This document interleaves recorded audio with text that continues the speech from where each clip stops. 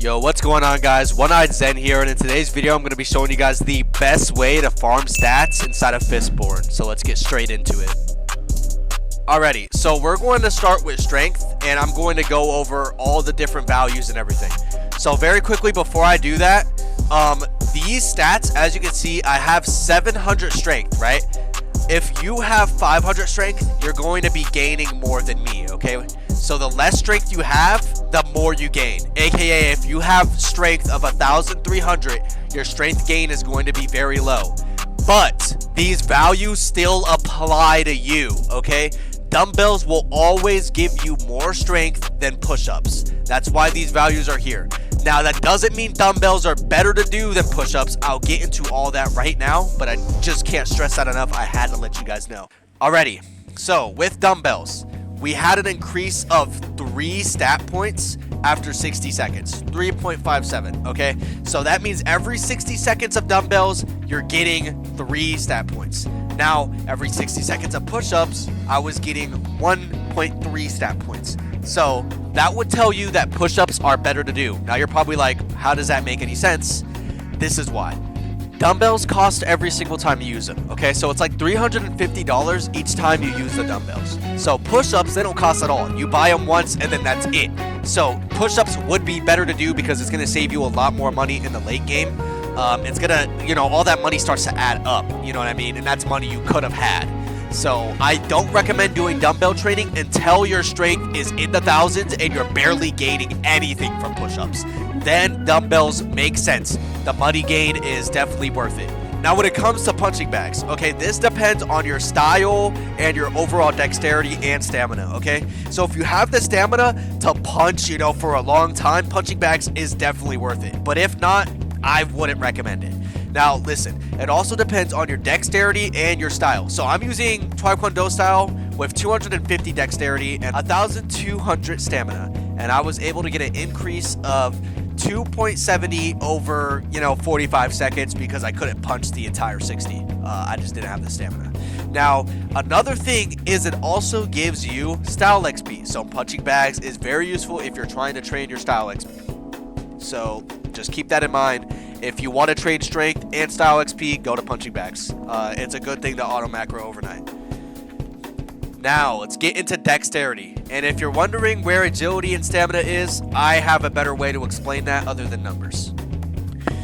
Dexterity. Okay, shadow boxing. Alright, so shadow boxing had an increase of 1.4 after 1 training of dexterity for shadow boxing, and pattern training had an increase of 2.6 after 1.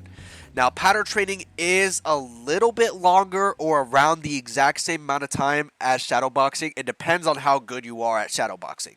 So I wouldn't say shadow boxing is a good thing to do over pattern training. I feel like you would probably rather just stick with pattern training if you are training dexterity. Now, another thing about it is they both get you style XP. So since they both get you style XP, you might as well just do pattern training because you're punching the bag, which gives you style XP. So it's a great thing to do. Now, when we go to durability, we have sit-ups. It has an increase of 0.38 at only 500. Durability, we're only gaining 0.38 after 60 seconds. And for pull-ups, I was gaining 2.41 after 60 seconds. Now, like I said, let me go ahead and show you. If I come over here and I want to do pull-ups, it's going to cost me $350 just for one run, where I could just do sit-ups and just spam them. Another thing that I want to let you guys know is these are all stats that were taken using the best gear in the game, which is heavy vest, limb weights, and breathing mask. If you did not know, breathing mask gives you passive stamina over time while you're regenerating. Light vest and heavy vest and limb weights all give you multipliers on training machines and stat buffs on basic trainings. So yes, you're going to want to put everything on, including limb weights. I know it's a little bit confusing because limb weights literally say these weights allow you to train your strength while striking while wearing them. So you're probably thinking, oh, it's only strength. No, it trains all stats. So to go ahead and summarize everything back up, if you're training strength, I recommend doing push-ups or punching bags. Don't do dumbbells unless you're willing to spend money in your late game. Now, when it comes to dexterity, stick with pattern training. When it comes to durability, do sit-ups overnight, okay? Pull-ups would be good to do if you have a good amount of money to spend and you just want to get the 60 fatigue out of the way and quickly get some gains in. Go ahead and do pull-ups.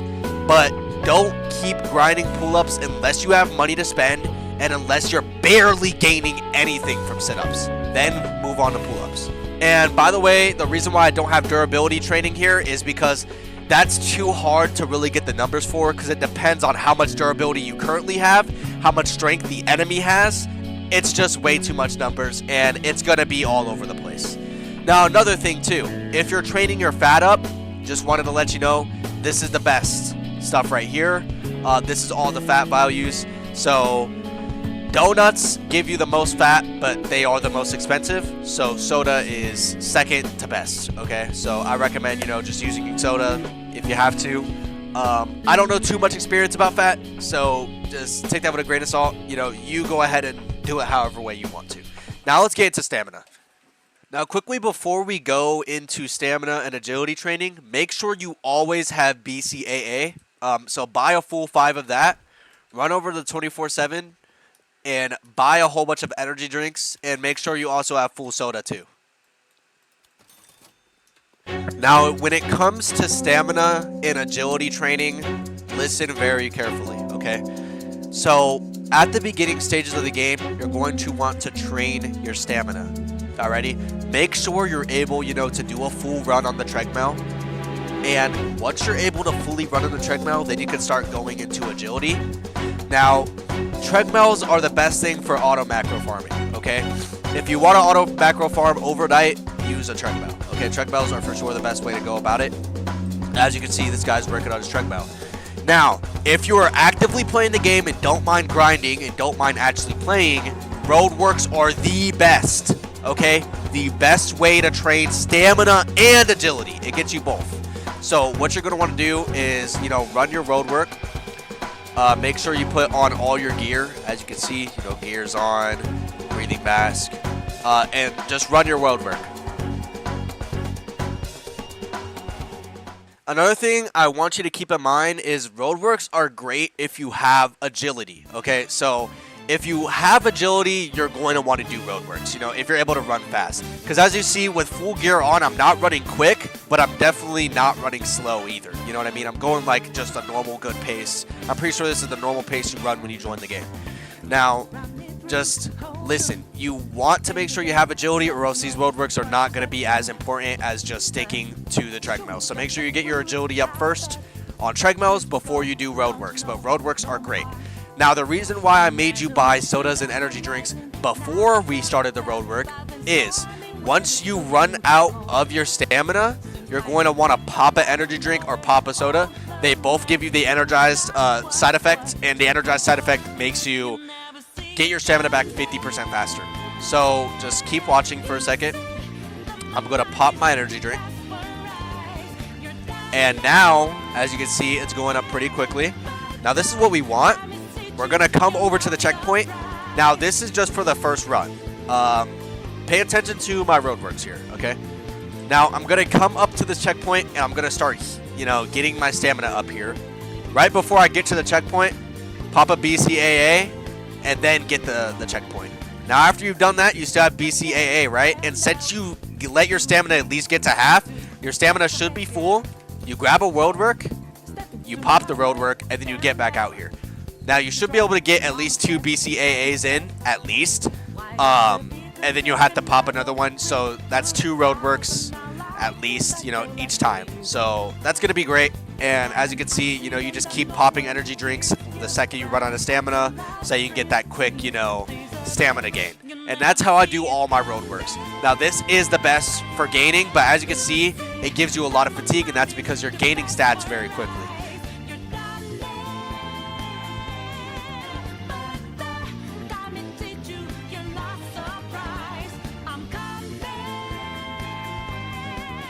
Alright, we have the last checkpoint here. Let me go ahead and open my infinite stat check. And I'm going to go ahead and show you how much agility and stamina you get just from doing one roadwork. So let me go ahead and show you guys this right now. as you can see, the gains are crazy. Now, the more fatigue you have, I've kind of noticed that you gain less. So I recommend watching out on, once you get higher into your fatigue. So, maybe just go to sleep. It's really worth it. And that brings me into the last segment, gang bases. Gang bases are the safest places to train because you have a wall barrier, a full-ass barrier between you and another enemy. And since your gang is the only people in there, they're not going to hit you and everything like that. So gang bases are a really good place to train because it has all the exercises. Not only that, but there's one more important thing about gang bases. The gang base bed, okay? Now, if you didn't know, at the hospital, it costs $500 to sleep at the hospital, okay? So as you can see, let's say I wanted to go to sleep at the hospital, I come in here, and it's not safe here too. So, you want to sleep at one of these beds, it's $500. So now, for example, if I go into my gang base, we are the breadwinners. I'll have our Discord linked in the description if you guys want to try to apply. But the gang base beds are only $200 here. So if you want to sleep, you better do it at a gang base. It's definitely the better way to go about it. You save $300 each time you sleep. And not only that, you're next to all of the workout places. Like, for example, you come in here, boom, pattern training, boom, shadow boxing, boom, the workout machine. You got a rest area right there. Not only that, but you got a cardio room with treadmills, pull-ups, and then you also have the weight room with, as you can see, muscle workouts.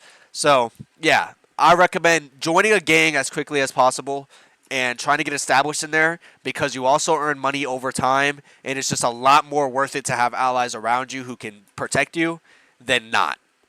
Also, I can't stress this enough, keep your freaking noob protection on, dude. Stop turning off your noob protection. Use your noob protection the full extent as you can. If that is grinding money or whatever that may be for you, just make sure you keep your noob protection on the full time. There's no reason to turn it off early game. Even if you want to just fight one guy, it's not worth it. That one fight isn't going to be worth all the gains you could get if you were just safe the whole time. So, yeah, that's about it for this video. This is the first video on the channel. The next YouTube video on the channel is going to be about gaining advance and all the training that I have to do to get into that. So, yeah, I can't wait to show you guys that in the next video. And, yeah, I'll see you guys later. Peace.